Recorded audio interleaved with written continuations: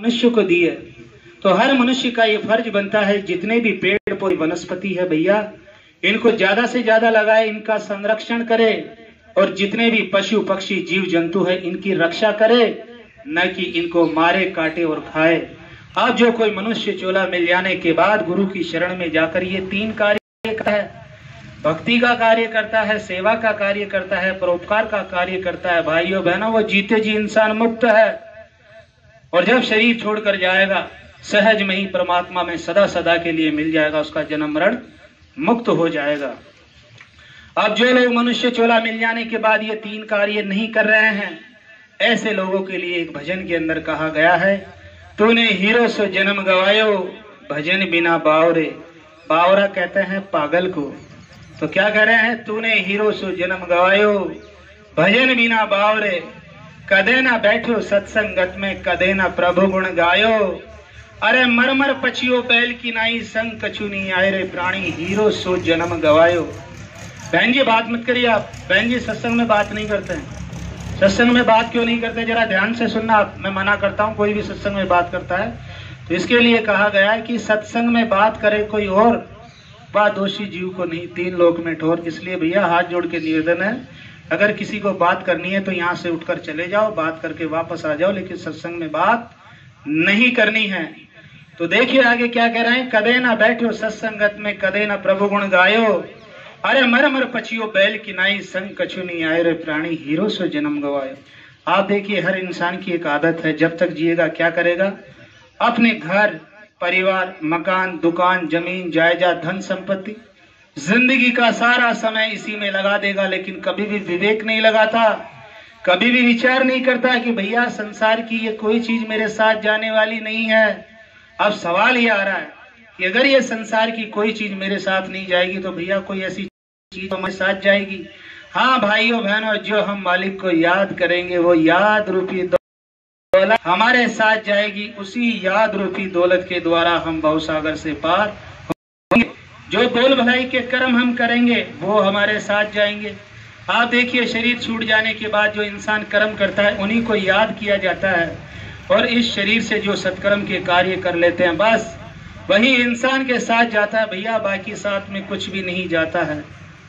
आप देखिए जब शमशान के अंदर लेकर जाया जाता है दाह संस्कार के लिए, वहां भी ये कहा जाता है कि भैया जरा इसको चेक करो। क्यों चेक करे, कि भैया जरा देखो इसकी कमर में कोई कणकती तो नहीं रह गई, गले में, हाथ में, पैर में कोई डोरा तो नहीं रह गया। अगर वो मिल गया तो भैया उसको भी तोड़कर बाहर फेंक दिया जाता है, वो भी साथ लेकर जाने नहीं दिया जाता है। तो साथ में क्या जाएगा भाइयों बहनों, जो हम सुबह शाम मालिक को याद करेंगे वही याद रूपी दौलत हमारे साथ जाएगी। तो ये मनुष्य जन्म बड़ा अनमोल है, इसे व्यर्थ में नहीं गंवाना चाहिए कि मालिक ने बड़ी कृपा करके ये हमें मनुष्य चोला दिया है। इसके लिए कहा गया है, धन्य भाग जगी रे जगी, मानुष देह मिले रे मिले, देवता लोग भी इस मनुष्य देह के लिए तरसते हैं, लेकिन जो लोग इसके महत्व को नहीं समझते हैं वो इसे व्यर्थ में ही गवा देते हैं। तो भाइयों बहनों, हमें व्यर्थ में नहीं गंवाना है। इस शरीर जब हमें मिला है तो गुरु की शरण में भी हमें जरूर जाना चाहिए, और गुरु के बताए हुए इन 3 कार्यों को करते हुए सहज में ही भवसागर से पार होना चाहिए। एक महाभारत का प्रसंग है। एक बार नगर के अंदर वेद व्यास ऋषि आए। वेद व्यास ऋषि जिन्होंने महाभारत की रचना करी है, तो द्रौपदी ने विचार किया कि वेद व्यास जी आए हुए हैं, उनके पास जाना चाहिए, उनके दर्शन करने चाहिए। देखिए जब भी किसी संत के दर्शन करने जाओ तो उसका एक नियम बताया गया है कि संत मिलन को चालिए, तजे माया मोह अभिमान, जू जू आगे धरे कोटि यज्ञ समान। जब हम घमंड से रहित होकर जाते हैं, सुनते हैं, तो आप देखिए भाइयों बहनों, जहां से हम चलकर आते हैं वहां से सत्य तक पहुंचते हैं, एक एक कदम रखने का एक एक यज्ञ का फल हमें मिलता है। द्रौपदी वेद व्यास मुनि के पास गई, मुनिवर को प्रणाम करने के बाद बोलती है कि हे मुनिवर, मुझे मेरा भविष्य बताइए कि मेरे भविष्य में क्या है। तो देखिए भाइयों बहनों, वेद व्यास ऋषि ने द्रौपदी से कहा कि हे द्रौपदी, मैं तेरा भविष्य जानता हूं, तेरे भविष्य में क्या है। तो द्रौपदी हाथ जोड़कर बोलती है कि हे मुनिवर, आप मेरा भविष्य जानते हैं तो मुझे बताइए कि मेरे भविष्य में क्या है। तो देखिए वेद व्यास ऋषि ने क्या कहा कि हे द्रौपदी, मैं तुझे तेरा भविष्य बताता हूँ। तेरे कारण लाखों लोग खून की नदियां बहेगी। यह सुनते ही द्रौपदी को बड़ा दुख हुआ और वो वेद व्यास ऋषि से बोलती है कि हे मुनिवर, मैं नहीं चाहती कि मेरी वजह से लाखों लोग मारे जाए और खून की नदियां बहे। हे मुनिवर, कोई उपाय हो तो मुझे बताइए। देखिए भाइयों बहनों, हम जब सत्संग में बैठते हैं, सत्संग सुनते हैं, सत्संग हमारी समझ में भी आने लगता है, लेकिन हम क्या करते हैं, सत्संग से उठने के बाद सत्संग की सारी बातों को यहीं छोड़कर चले जाते हैं। हम सत्संग का मनन नहीं करते हैं, न जीवन में उतारते हैं। अगर हम जीवन में उतारेंगे तभी जाकर हमें सत्संग की बातों का लाभ मिलता है। अगर हम भूल गए तो सत्संग की बातों का हमें लाभ नहीं मिलेगा। तो देखिए वेद व्यास जी ने क्या कहा कि हे द्रौपदी, उपाय तो मैं बता दूंगा तुझे, लेकिन तुझे उपाय को याद रखना है, भूल मत जाना। द्रौपदी ने क्या कहा कि हे मुनिवर, आप मुझे उपाय बताइए, मैं याद रखूंगी, भूलूंगी नहीं। भाइयों बहनों, हम भी सदा में आने के बाद सत्संग सुनने को मिलता भी है, लेकिन सत्संग की बातों को भूल जाते हैं। उसी की वजह से हम दुख पाते रहते हैं।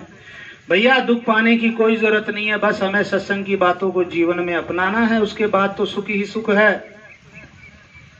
तो देखिए वेद व्यास ऋषि ने क्या कहा कि हे द्रौपदी, मैं तुझे उपाय बताता हूं। अगर तू 3 कार्य कर लेगी तो न तो खून की नदियां बहेगी, न ही लाखों लोग मारे जाएंगे। द्रौपदी ने हाथ जोड़कर कहा कि हे मुनिवर बताइए, मैं याद रखूंगी। हे द्रौपदी, पहला कार्य, कभी किसी का अपमान मत करना, पहला कार्य।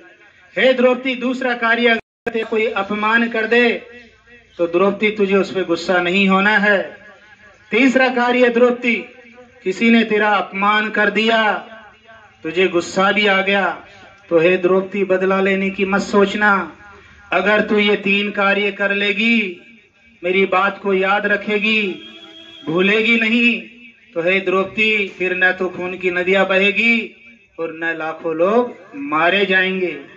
आप देखिए द्रौपदी ने कुछ समय के लिए वो बातें याद रखी कि मुझे किसी का अपमान नहीं करना है। अगर कोई मेरा अपमान कर दे तो मुझे उस पर गुस्सा नहीं होना है, और अगर गुस्सा आ भी जाए तो बदला लेने की मुझे नहीं सोचनी है।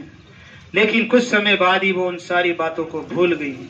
देखिए, पांडवों ने जब महल का निर्माण करवाया था तो उन्होंने दुर्योधन को महल को देखने के लिए बुलाया। जब दुर्योधन महल को देखने के लिए महल के अंदर जब प्रवेश किया तो आप देखिए, महल के अंदर एक बहुत बड़ा सारा चौक था। चौक में पानी भरा हुआ था और पानी के ऊपर काई बिछी हुई थी, लेकिन वो काई कैसे लग रही थी, जैसे कोई कालीन हो। दुर्योधन ने यही समझा कि ये कालीन होगा, उसने पैर रख दिया। पैर रखते ही वो पानी के अंदर गिर गया, पूरा भीज गया। यह दृश्य देखकर द्रौपदी जोर जोर से हंसने लगी। चलो हंस गई, कोई बात नहीं, लेकिन हंसने के बाद द्रौपदी ने क्या कह दिया दुर्योधन को, अंधे का पुत्र अंधा। भाइयों बहनों, गोली का घाव कुछ समय बाद भर जाता है, लेकिन कड़वी बोली का घाव नहीं भरता है। बोलने के लिए कहा गया है कि ऐसी वाणी बोलिए, मन का आपा खोए, और रन को शीतल करे, आपू शीतल होए। अरे कागा किसका धन हरे, कोयल किसको देत, और मीठी वाणी से कोयल जग अपनो कर ले। कड़वे वचन बोलने से हम किसी के दिल से उतर जाते हैं, और मधुर वचन बोलने से, मीठी वाणी बोलने से हम किसी के दिल में उतर जाते हैं। इसलिए भाइयों बहनों, कड़वा वचन कभी भी नहीं बोलना चाहिए। दुर्योधन का उसने अपमान कर दिया, जबकि वेद व्यास ऋषि ने कहा था कि हे द्रौपदी, कभी किसी का अपमान मत करना। दुर्योधन के ये बात हृदय में लगी। दुर्योधन ने उसी वक्त सोच लिया, इस द्रौपदी को तो मैं बताऊंगा। उसने जुआ की तैयारी करी। भाइयों बहनों, जुआ खेलना बहुत बुरी आदत है। उसने छल कपट के द्वारा राजा युधिष्ठिर को हरा दिया। अब आप देखिए, युधिष्ठिर अपने आप को हार गया, अपने भाइयों को हार गया, अपने राजपाट को हार गया, और अपनी रानी द्रौपदी को भी हार गया। द्रौपदी को भरी सभा में बुलाया गया। जब वो नहीं आई तो दुशासन को आदेश दिया दुर्योधन ने। दुशासन भरी सभा में उसके बाल पकड़ते हुए उसे लेकर आया। जब लेकर आया तो द्रौपदी ने बड़ा गुस्सा किया, जबकि वेद व्यास ऋषि ने कहा था कि अगर तेरा कोई अपमान कर दे तो गुस्सा नहीं करना है। देखिए भाइयों बहनों, जो हमारे धर्म शास्त्र है, इनमें बहुत सारी बातें हमें सीखने को मिलती है, लेकिन हम सीखने का प्रयास ही नहीं करते हैं। देखिए यहाँ बात सुनना, जिसका इष्ट मजबूत होता है कभी उसका अनिष्ट कोई कर नहीं सकता है। द्रौपदी का इष्ट कौन थे? वासुदेव श्री कृष्ण जी। जब द्रौपदी का चीरहरण करने के लिए कहा गया तो द्रौपदी ने किसको याद किया? वासुदेव श्री कृष्ण जी को।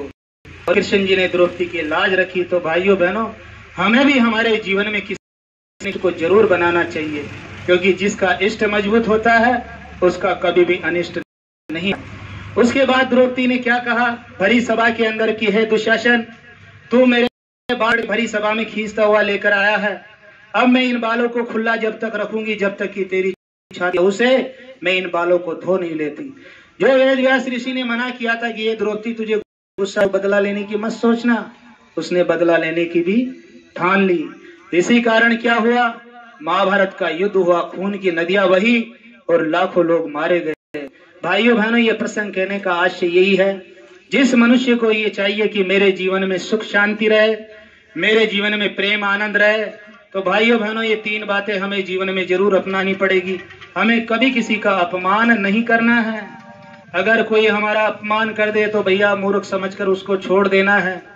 और तीसरी बात, अगर हमें गुस्सा आ भी जाए तो भैया उससे बदला नहीं लेना है, नहीं तो इसी चक्कर में हम पड़े रह जाएंगे, इस संसार सागर से कभी भी पार नहीं हो पाएंगे। तो भाइयों बहनों, सत्संग से हमें बहुत कुछ सीखने को मिलता है। हमारे धर्म शास्त्रों में बहुत गूढ़ रहस्य है, लेकिन हम कभी उनकी तरफ ध्यान ही नहीं करते। हमें ध्यान करना चाहिए। जब भी समय मिले थोड़ा बहुत हमें शास्त्रों को पढ़ना चाहिए। हमें जिंदगी का सारा समय इसी नश्वर संसार में नहीं गुजार देना चाहिए।